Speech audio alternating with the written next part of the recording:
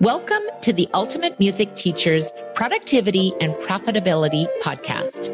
I'm your host, Glory St. Germain. Tune in to discover how you can unleash your teaching potential and turn your passion for music education into profit. Let's dive in.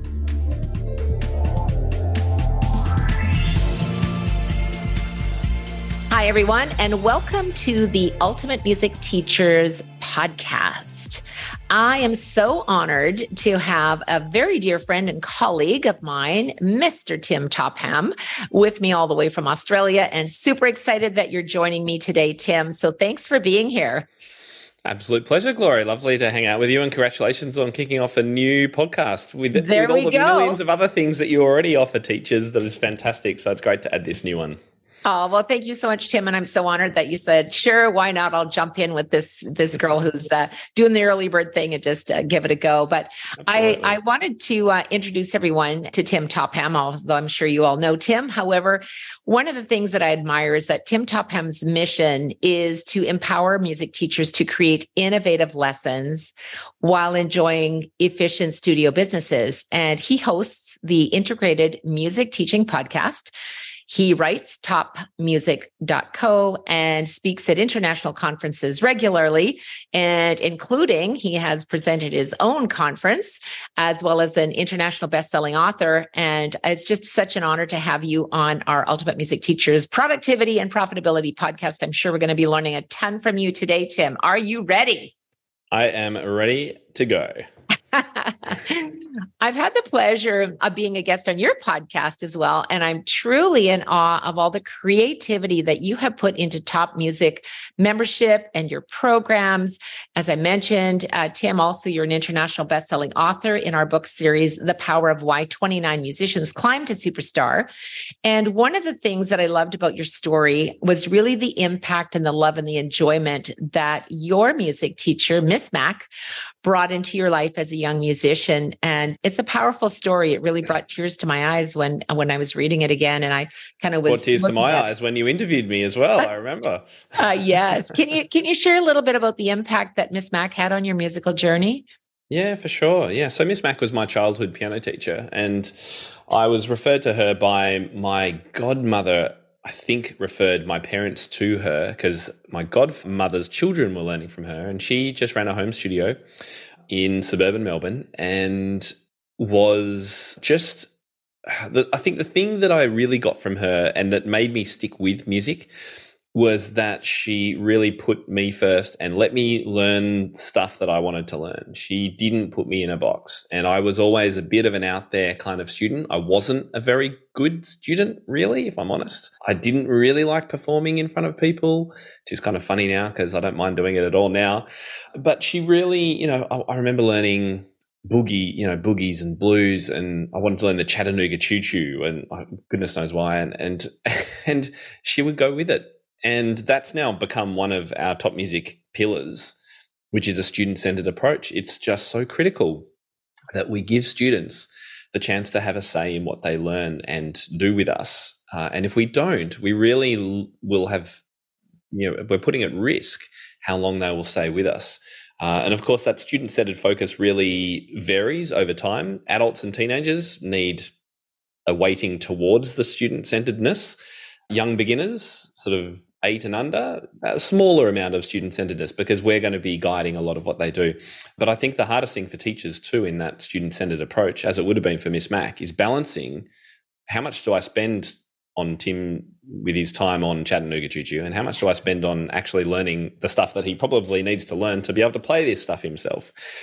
And that's a challenge for all of us. And it's a fine line that we walk, I guess, between how much we let them do of their stuff, how much we help them do their thing, and how much we guide them down the path of, you do need to do some technique and you probably should learn to read, and here's how all that works. So, she had a huge impact on my life, and not just as a child, but then when I returned to become a piano teacher, when I wanted to become a teacher. So I'd been school teaching, but I stopped school teaching and I really wanted to become an independent teacher. I reconnected with her. She'd retired by then, and we'd lost contact. I hadn't spoken to her for 20 years or something. And she just took me under her wing and taught me everything she knew, gave me all her resources, and just said, "Go for it, Tim. You're going to be fantastic." And it was the push, the motivation that I needed, that mentorship and that guidance. And yeah, it stuck with me forevermore. Yeah. Just hearing your story again, it warms my heart to know that someone can have such an impact on your life. And I feel as music educators, we're so blessed because very often, public school teachers, they have students for a year, maybe two, and then they just go off and connect or maybe don't. Music educators, we have to weave, as you said, that fine line of, we know that you need to learn this in order to get to where you really want to go. And it's also driving them, because if all you're doing is teaching them what you want to teach, that they will quit because they're just bored. And one of the things that we've talked about before is, this powerful shift. And I've seen it also in my own music lessons. Many years ago, my teacher was really driven down, do conservatory. And I'm really sad that I didn't get to be like you and play the things that I really wanted to play. But for some reason, I stuck it out with my music lessons, but I still feel I missed that. And I'm so glad that you've integrated that. Can you share a little bit about maybe some suggestions for our listeners about how you can bring more creativity into your lessons so your students aren't bored or go sign up with somebody else, right? Yeah, well, I think it's about that, taking the students, so asking them what they want to learn, what's their interest, why are they playing their instrument, whatever instrument that is, why do they want to learn? Is it because they're being told, forced, or they genuinely want to? And if they do want to, what do they want to be able to do? And then using that as your guide to plan what you're going to be teaching them, what you're going to prioritize. You can, of course, there's lots of ways to be creative. And I think creative comes about from being flexible as well. And I think lessons of 20, 30 years ago were very inflexible, and they had a very linear approach. Student would come in, they would play their scales, you would correct them, they'd play piece one, you would find all the mistakes that you knew they were going to make before they started playing. You'd correct those because you've done it 100 times before with all the other students. You go on to piece two and do the same thing, piece three and the same thing, and then they leave and they come back. Well, they don't come back because they've had enough of this way of teaching. So we need to break that cycle and mix things up, and potentially and preferably make more connections between the activities that students are doing. So I talk about creativity as being in two different types. You can have what I call independent creative activities. So these are just standalone activities where you might go and play a game, or you might learn the blues, or you might do a quick improv or something like that. So they're great to do, and they will add interest and be a fun, engaging activity for students. But the other type of creativity, which I think is more powerful, is a contextual or integrated creativity. And this is what I have been talking about more and more in the last year in particular. And that's where you take the creative activity and you use it as a bridge between theory and practice within the repertoire that the students are learning. And I've got a process I can talk about if you'd like, about how you can go about doing that. But I think for teachers who are just exploring a more creative approach and breaking out of those traditional classical shackles, just trying some independent creative activities can be fantastic. Go and do some composing, go and do some improvising. And if you're not sure, if just those words terrify you, which I understand for some teachers that does happen, then go and read or check out YouTube. We have lots of resources about how to do those things step by step for teachers who have never done it before. So it's all very doable and it's very fun, and your students will love it. Mm-hmm. It's so great, Tim. And I was literally laughing out loud when you said, do your scales, fix your fingering, blah, blah, blah, play piece one, critique piece. Like, I lived that. And I think it's by some miracle of God that I didn't continue to teach the way my teacher taught me, because it was boring. For some reason, I was passionate about music and hung in there, but times have changed. And I don't think kids nor parents are putting up with it. But you have talked about how to integrate creativity into the music lessons. So I'm going to ask you to reveal one of your secret sauces. You said you would divulge a little more. Before that, I want to ask you a question, Glory. were you, alongside the lessons where you were stepping through linear processes, were you doing your own thing on the side? Were you kind of teaching Always. yourself to play stuff by ear? Of course you were. Yeah. Always. That's the thing. If you Always. removed that and didn't do that, you probably wouldn't be here today. No. Your life would have taken a different path. And Yeah. so I think for a lot of teachers, and I think fewer and fewer would be the kind of teachers who are listening, but all the teachers of the older tradition would have experienced this, or maybe not even realized it, that sure, the student might be playing piece 1, 2, and 3 and doing the critique and everything in lessons, but they're going home and they're trying to work out how to play stuff, or they're following a YouTube tutorial. Yes. And that's where you can make some connections between what they're doing in their own time and what they love and the lessons that you're teaching. I mean, there's a great way to connect with the students, build rapport, build trust and engagement, is just to go, so what do you like doing with your music outside of lessons? Oh, I've got this amazing digital piano. It's got the coolest beats and sounds, and I play around with them all the time. Oh, fantastic. Could you record some? Bring it in. Let's have a listen. I'd love to be able to help you with that or encourage you more.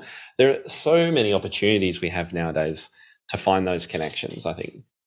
Yeah. Now, to your point about integrating creativity more closely into lessons, I look at it as a kind of 3-step process. And the first step, so the 3 steps are to analyze the music that they're learning, because we're talking about contextual creativity here. So it's based on repertoire. Analyze the repertoire, find the connections, and then integrate using creativity. So let's look at them separately. So the first one, to analyze the music. So a lot of teachers will do this, but perhaps not. They'll do it in their heads. They won't actually mark up a score, but I actually want to encourage teachers to mark up a score. So take, I don't know, Bergmuller Ballade in C minor, fan favorite for piano teachers worldwide. Take it apart, print it out, and mark up the score. Find all the musical elements that you could possibly bring out, talk about, make interesting. C minor, 3/8 rhythms, rhythmic patterns, left-hand patterns, all of these kinds of things. So that's step 1. And I would do this obviously before I assign this piece to somebody.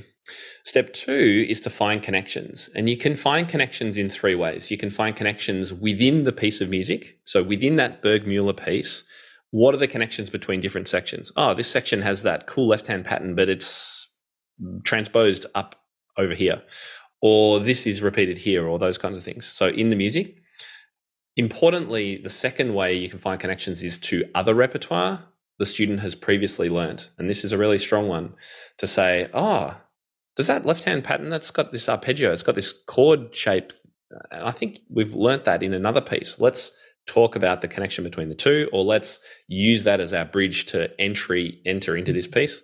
And the third one is connections to students' lives themselves. Like we talked about before with YouTube. It could be to sport that they play. It could be to dance or drama or any other of their many activities. Can you find connections that will build meaning for the student in the piece that they're learning? And then that last step, to come up with creative ways to build strength in those connections. So, for example, you could say the Bergmuller Ballade is in C minor, and you know the C minor scale, and the student could go, great, and you could move on. Or you could go, all right, well, let's actually make a stronger connection here. Let's do something novel and imaginative that helps build this knowledge more deeply. So what could we do? Well, we could have the student play that C minor chord in the left hand and play the scale in the right hand, or use the notes of the scale to improvise in the right hand and help them understand, so the melody really comes from the notes of the scale. I don't think I ever really knew that. So is that why we learn scales? Well, yeah, that's kind of one reason we learn scale. Anyway, we can start this kind of dialogue and go deeper into the piece. The research, and I actually shared this on my podcast because I interviewed Dr. Anita Collins, neuroscience researcher, music teacher, amazing Australian educator, about the research behind this. And she says, yes, that it's those novel, creative activities that help students find meaning through an emotional response. And it builds memory, it builds knowledge, it builds understanding. It's positive in so many different ways. So that's my sort of recommendation to teachers. If you can not just have fun with creative activities on the side, but try and connect them to the repertoire, they'll be even more powerful. Wow, that is a great secret sauce. And thank you for sharing that, Tim, because it's powerful. And it's one of the things that I love that you said is that you're integrating creativity in the lesson. But what I really feel is so important in what you're also helping teachers realize, it's about building relationships, not only the relationship within the music itself, but building the relationship with the student so that they feel supported in their learning journey. And one of the things that I think we're both passionate about is continuing with professional development, because for me, this is the key. This is why I want to say congratulations to our listeners, because you're here to, to not only listen to creative ideas that Tim is sharing, but thinking, what can I do to unlock, my own potential, my full potential as a music teacher. And I think it also keeps us keen on new innovations, and it eliminates this boring same old thing that I had when I was a kid going through lessons. But what I found is we often need a framework, and a framework that can help us get to the next level of success in our teaching. Tim, can you share a little bit about the Presto framework and how that can help teachers? And I know you're big on frameworks. I love a good framework because it simplifies thinking. You don't have to think so much if you can replicate something in multiple ways through the same lens, I guess. And so, yes, we talk about Presto framework, and the Presto stands for, it's an acronym, and it stands for the things that we believe teachers need to think about and cover and be across to be successful in 2023 and beyond. And it speaks also to, you mentioned my sort of bio at the start, and the two key foci of everything that I've done with teachers has always been pedagogy, but also business. And I know you're huge on business. You're even more skilled than I am, I think, at helping teachers with business. It's just such a huge missing piece. So Presto covers both those areas. So P stands for pedagogy. It's the most important thing, I guess, that we do. Yeah. P for pedagogy, R for repertoire, because without the right repertoire, we'll lose students. There's no doubt about that one. It's so critical. And if you think back to your own learning, I certainly do. I think back to the Chattanooga Choo Choo. I can still remember that. I was 10. Repertoire, super critical element. E stands for educational journey. And a lot of teachers struggle with the intermediate level student because there's no path. I call it the intermediate student wilderness. It really is a jungle because you have a very set, structured method to start with. Yeah. And that goes for anything between 1 and 3 years or whatever it is. And then you've got this, if you're with a student for 10 years, you've got then another 7 years to fill. What do? You kind of throw music here and you're like, so there are paths you can walk and ways that you can structure this. And I'm really passionate about this at the moment because I feel that a lot of the challenges teachers can have in retention can come from being lost in this wilderness and not really being able to lay out a path and set milestones and have achievable goals along the way and things like that. There's a real structure you can have around it to help get through that and help lead them to hopefully a more advanced level. So that's E. What am I up to? S. Studio setup.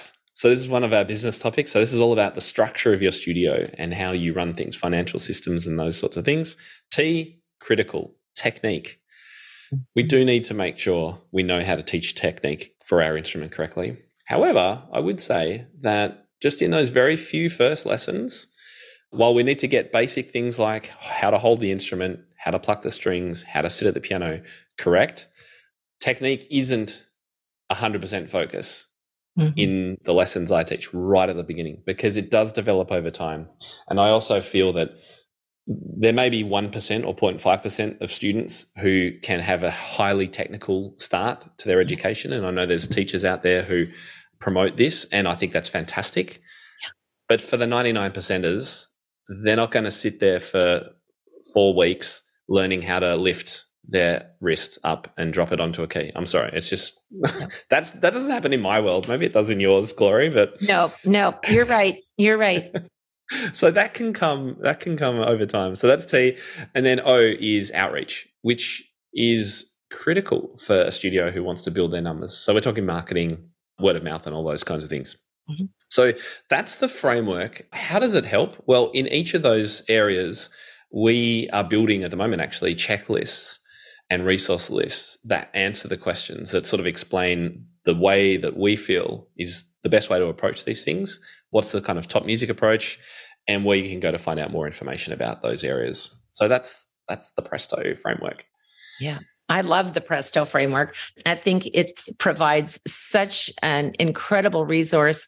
And one of the things that I love about it, Tim, is, we keep talking about the way that many of us as musicians were taught. And sometimes we just stay in the lane and teach the way our teachers taught us. But now, with all the resources that are available to us, educators from around the world don't have to be your neighbor. They don't even have to be in your country. They can be from anywhere and still access the Presto framework and all the opportunities and education that you provide for them. So I think it's incredible. And I have witnessed, you firsthand, in addition to your ever expanding top music programs. I see your growth and, adding your guitar program now in addition to the piano program, and you're already an international best-selling author. But do tell us a little bit about the new book that I know you've got in the works. How is that going? You inspired me, Glory. I've wanted to write a book everyone says this, don't they, for years. Yes. I do have a couple of smaller self-published works in outdoor education and PE, actually, from when I was a PE teacher, would you believe? Yes. But this is my first music education book, and it speaks to a number of things we've been talking about, but particularly that creativity, and particularly the very start, the very first few lessons with a beginner student. And it was the second course I ever created, actually. The first one was about teaching pop music, because that was what all the teachers wanted when I started. Yeah. The second one was called No Book Beginners, and it was my framework, again, for how to teach beginner piano students under the age of 10 with no books, so no reading, for anything up to 10 weeks.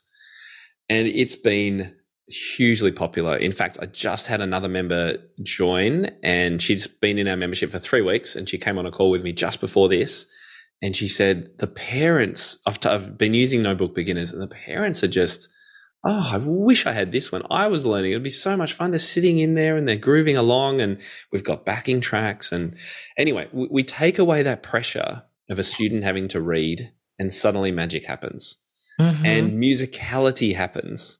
One of the challenges that we have if we go straight into reading is that students, they're not singing, they're not chanting, they're not vocalizing, they're not tapping, they're not feeling pulse, they don't understand meter, their ability to move to music and things like that. It all gets so constrained because of this focus we have. We've got to read. We don't have to read, not at the start. And so I've written a book. I thought I'm going to put all of my research and thoughts and how this came about and why it's so critical, and giving away the first 5 lesson plans in the series as well in this book. And yes, it's due out in a couple of months. I'm at, as you know well from writing books, I'm at the sort of final editing stages and book covers and design and all that kind of stuff. So it's very exciting. And I'm planning to follow that up with another one next year, which will be based around this Presto framework, but really trying to bring in everything I've learned over the last 12 years of working in this industry and researching and doing all the work that I have done in a book that is for all music teachers. So not just piano, because this first one is very much piano for piano teachers. Right. Yeah. It is really a passion to write a book. It is, yes. It's so vulnerable. I was going to say, it also really made me think, when you're writing a book, you really have to know what you're trying to say, put it into clear English, obviously, but it really helped me refine what I'm thinking about, what I'm trying to do. And it's been a great experience. I have to say, I've learned a lot from it. Yeah. Writing, and I share that passion with you. I'm writing another book too, by the way, but I don't know. Of course you are. I'm not going to be saying when it's going to be out. It's about halfway done, but It's just a labor of love, but I am so grateful that you're sharing this, because I think that's how teachers can just get that inside peek inside your brain. Like, how do you think this through? And it's the language and the stories that you tell as well, right? We can all relate to your story and, your teacher and you as an educator and your student success. I've seen you performing duets with your students and how much fun they're having and just jamming away with their teacher. And that's really cool, because many teachers don't just say, hey, do you want to jam? Let's just sit down and play, right?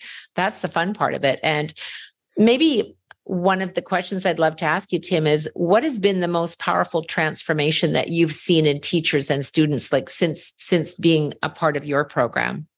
So many. Even just the teacher I was talking to a moment ago, who I mentioned, who's using Notebook Beginners, she has been teaching for 30 years, and she was just beating herself up about the fact that over time, she'd worked out she'd taught 200 students and only 10 or 15 of them had stuck with her for more than 5 years or something like that. And I was saying to her, please, you must give yourself a break. Like, look, there's all sorts of reasons why this happens. But, and she was sort of saying, well, it's because I was so traditional and, what a waste and all this. I'm like, no, it's okay. Number one, you're fantastic. You're doing a great job, and you're now on the path to changing things up and making an impact for the students that you're working with. But there's so much of this sense for teachers, either of imposter syndrome or of have I wasted all these years that I've been teaching? And the answer is no. We can always do better and improve. And you know what? I got a student back who I taught when he was a student at a school I was teaching at. So this is back in 2015 or something. And he's come back to me just recently as an adult to learn. He's this big, handsome, gym-going dude who loves Chopin. And I'm like, he's working out to Chopin at the gym. I couldn't believe it when he told me that. Anyway, so I don't know how that pumps you up. But anyway, he is just loving I've loved the reconnection, obviously, with the student, and it's just been so much fun to reconnect with him.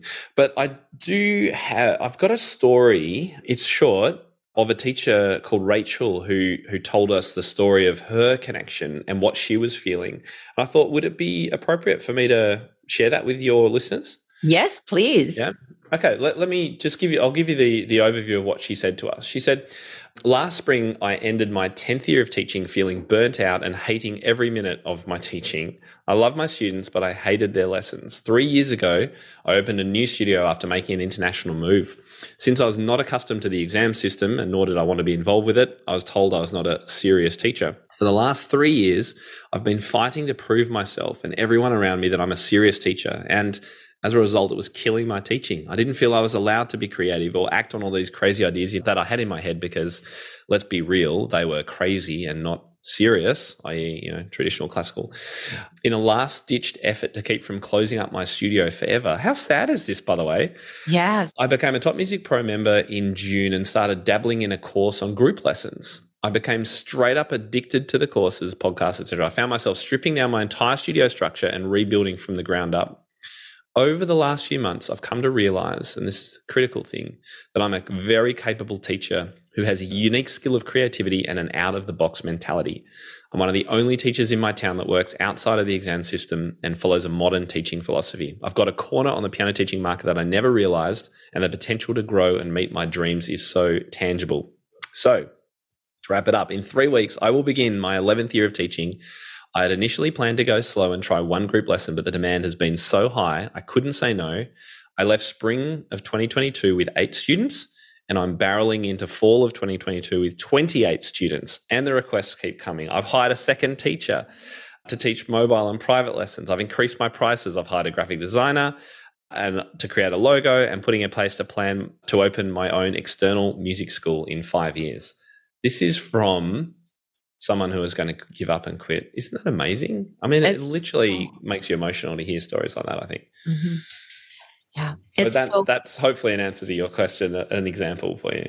Yeah. Oh, thank you so much for sharing that, Tim, because it just makes you realize, if you're a music teacher and you're feeling that overwhelm as to why am I doing this? I can't find students. I think what that story really impacts me, Tim, is that when you are open to learning new things, then the universe is going to hand you a giant leap forward in your teaching profession.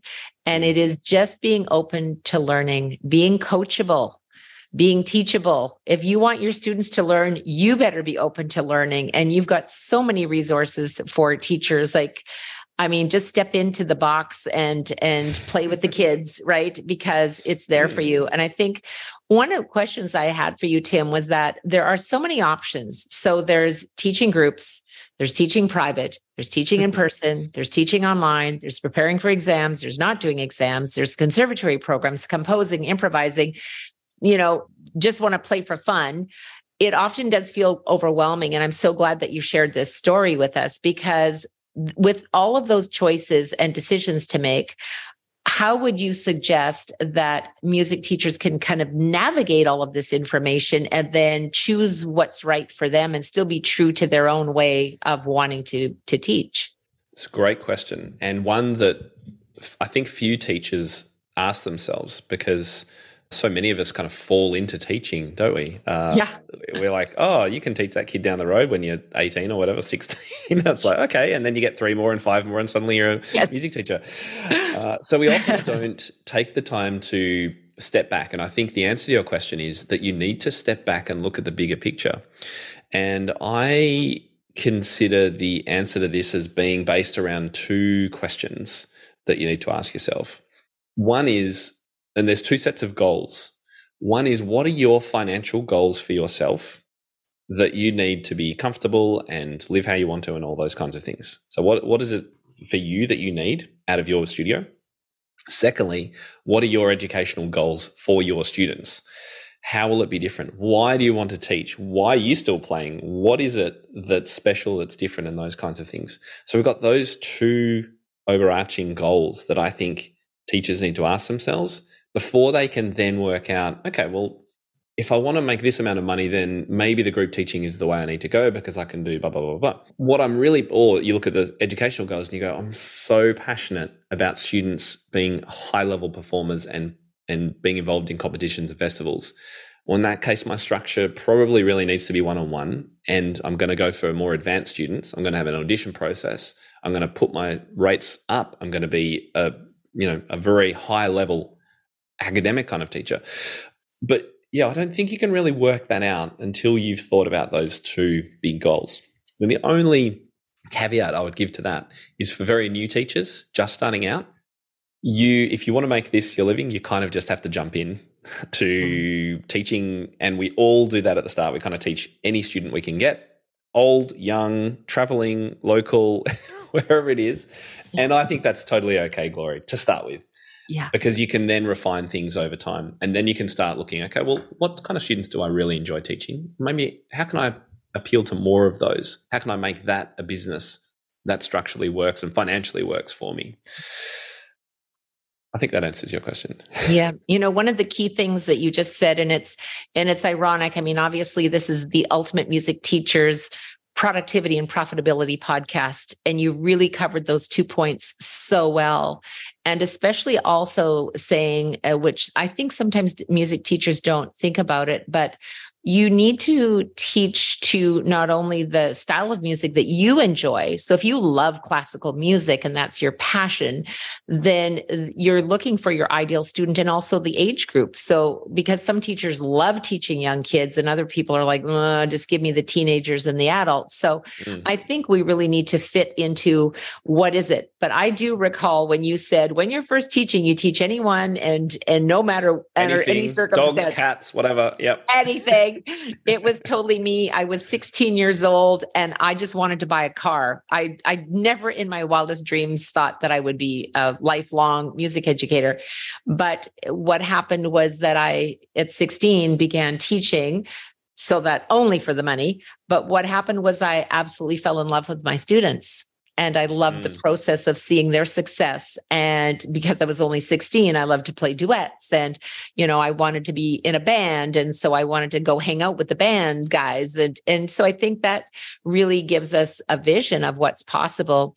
And one of the things that I've seen too, Tim, since 2020, there's just been this really major change for many teachers. And they've actually had two options. You either teach online or you go out of business.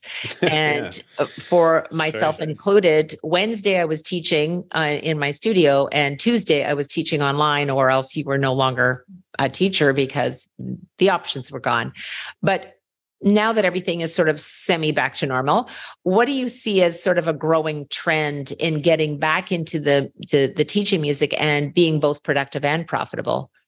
That's a good question. And again, it really goes back to the goals, and every teacher is going to be somewhat different because everyone has different, particularly the financial goals as to what being productive and profitable means for them. But I think as the overall sense I'm getting is that more teachers are moving to flexibility and a hybrid sort of approach, and more open to teaching different students from different places in different time zones, a bit online, a bit in person. Everyone enjoys the in person, of course. It's much more fun. But more teachers than ever before have been are now open to this possibility of what can you do online and who can you teach and connect with. And we do have quite a few teachers, as well as I know you would in your group, creating resources on the side that they're selling to supplement their income. Other teachers with a portfolio career of accompanying and running lots of sort of what we call co-curricular or add-on programs in their studios, theory classes. Like I know you have amazing group theory programs. All of these add-ons and benefits, I think teachers are now considering in more detail than they might have before. And there has been a big interest in group teaching. We've shared group teaching resources for years and years. And I know you like the group model, and it's become more and more popular more recently too, as teachers have realized, well, group doesn't have to be 8 students in a room. It can be various models of crossing over for 5 minutes, 10 minutes, ensemble work, 2 in a room at once, 1 crossing over for 15 minutes. Like there are so many options for ways to structure your lessons. Again, if you want to look at that you go back to that financial goal. What are the ways you can bring in more income if you need to? And there are so many out there now. Yeah, it's absolutely so true. There's lots of options. And when you kind of look at your own journey, if it will be, you've really come full circle. You've been the music student, a little bit of a disruptive student, I might say, based on your own. No, I wasn't. No, not disruptive. That's not the right word. Not disruptive, but what would be the word? Not... I didn't want to do all the things that people wanted me to do, I guess, but I wasn't I think rude or bad about it.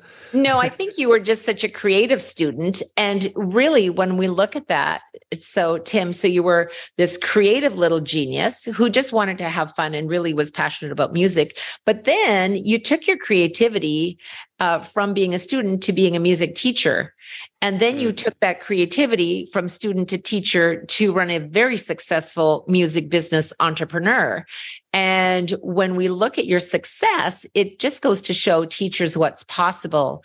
So when you're looking now at your own business and you've grown and obviously you've increased your team members and so on, what's your vision for continued growth in the music industry? I think one of the reasons that I've been able to bring a fresh perspective to piano teaching over the last 12 years is that I didn't go through that traditional route of conservatory education. And I took a break from music teaching for about 20 years. I would still play myself personally. I would accompany friends who were singers. We'd get together for piano parties. It sounds so lame, but it's so much fun.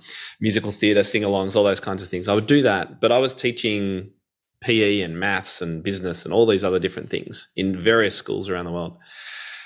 And I think it's the experience that I had of not teaching music that has enabled me to bring a fresh perspective to music.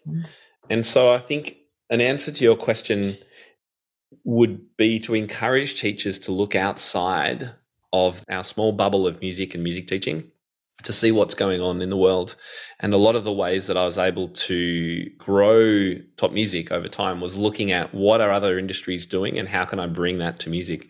So for teachers, what other teachers of other instruments doing, or what are people teaching other things doing that could potentially influence what you might be able to do? Just try and take a fresh perspective. Yeah, that's awesome advice. I'm going to do that, Tim, and then I'll call you back.